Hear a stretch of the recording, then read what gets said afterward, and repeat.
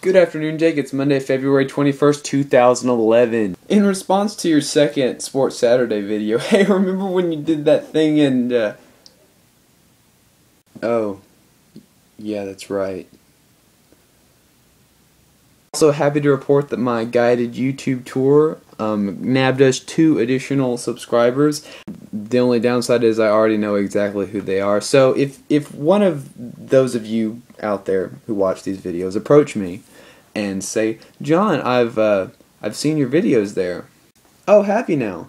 Yeah, you and Jake are getting pretty good at this. Oh, thanks. Oh, do you subscribe? Because we're always looking for subscribers, you know. We could always use the support. Yeah, man, yeah, I'll watch it every day. It is then, and only then, that I will know that you are lying to me. I will then proceed in a long and drawn-out tangent of swearing that will begin with an F and end with a U. I mean, it's no pressure, but if you talk to me and have not watched or subscribed to our videos, I will no longer respect you as a human being.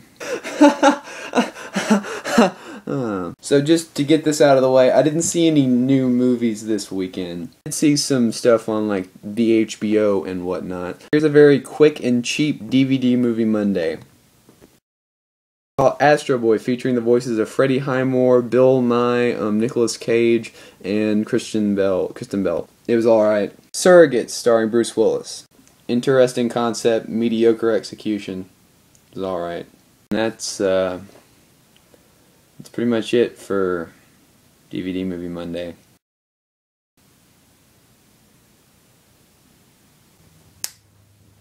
Moving on. Jake, a lot of really weird stuff happened to me today.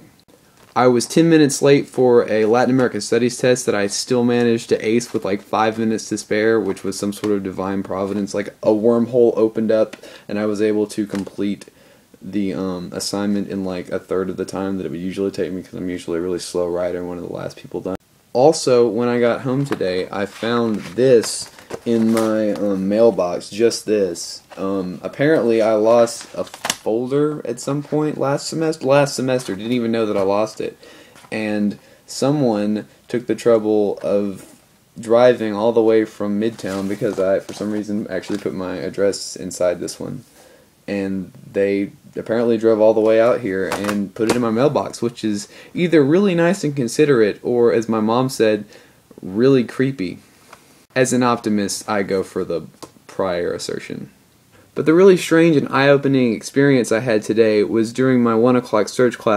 Now, the discussion was kicked off by referencing an article that our professor had sent us via email the day before, in which a UCLA student from a couple of years back talked about the dating scene at his college, or lack thereof. You see, the article pretty much talked about the lack of dating culture that this kid was exposed to, and how he found himself witnessing and taking part in just this sort of superficial hooking up thing at college. And so then our professor sort of posed to us what was the dating identity of Rhodes College. And while originally the conversation basically asserted that both facets of the culture were present, hooking up and actual genuine relationships, what we really got off into was the nature of relationships in general, and we expanded that into discussions of marriage. And what I found that the majority of the room, particularly the men in the room, found that marriage was sort of this diluted and superficial institution that was only done now for the benefit of our society and for the benefit of the socioeconomic gains of being legally bound to each other. To which I responded that you can make marriage anything that you want it to be. My basic argument was, hang society, if you have a genuine connection with a person and want to affirm your love for that person openly in a committed relationship, then you should do so.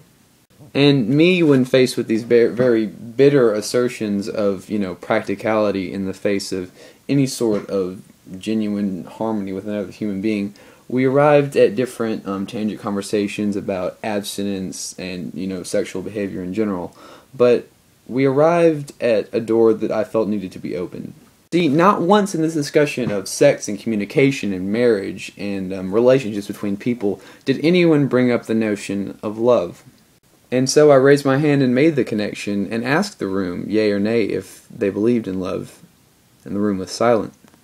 And what I found as we dove further and further down that rabbit hole, the most vocal individuals who are speaking about their relationships, sometimes 3 or 4 years were the duration of such relationships, said that they had become so emotionally callous to the compromises that they had made in their relationship that they had completely reformed their ideals of what love was in what I viewed a very negative way. One gentleman in the room completely shuffled off love as an impracticality.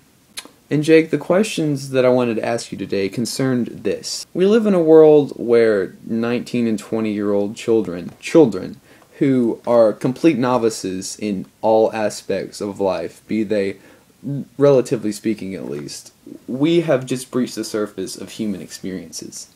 Who are we, children of the 21st century, to, at such a young age, already assert that we have discovered and totally racked our brains about the nature of relationships and love and emotion and have found ourselves the perfect answer? Minimal disrespect to the parties that I discussed with earlier. I find that making those assertions that we know far more than we ever could is an optimal form of ignorance. Now, I think that any adamant assertions that we make at this age are arrogant, be they, political ideologies or cultural or societal assertions that we have about the way the world works. How can we ever be truly aware or certain of these things when we have not experienced the entirety of those things? For instance, religion.